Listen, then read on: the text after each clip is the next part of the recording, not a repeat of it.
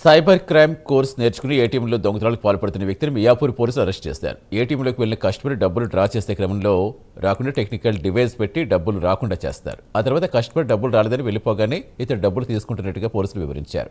ఈ కేసులో వడ్డే కాటమయ్య అనే వ్యక్తిని అరెస్ట్ చేసినట్టు తెలిపారు. కాటమయ్య సైబర్ క్రైమ్ కోర్సులు నేర్చుకోవడం కోసం హైదరాబాద్ వెళ్లి కోర్సులో భాగంగా ఏటీఎంలలో ఎలా డబ్బులు దొంగిలించాలని కూడా నేర్చుకున్నట్టుగా తెలిపారు పోలీసులు. ఈ మిషన్స్ ఏవైతే ఉన్నాయో వీటిని ఐడెంటిఫై చేసి కన్సర్న్ బ్యాంకర్స్ కూడా మనం ఇన్ఫార్మ్ చేయడం జరుగుతుంది. అంటే ఇటువంటి మిషన్స్ వల్ల ఇబ్బంది ఉంటుంది కాబట్టి ఇతనితో పాటు మిగతా గ్యాంగ్ మెంబర్స్ ఉన్నారు, వేరే స్టేట్స్లో కూడా పని చేస్తున్నారని చెప్పేసి చెప్పడం జరుగుతుంది. ఆ ఇన్ఫర్మేషన్ వర్కౌట్ చేస్తున్నాం. చేసి ఇటువంటివి కాకుండా పునరావృతం కాకుండా చేయడానికి చర్యలు కూడా తీసుకోవడం జరుగుతుంది.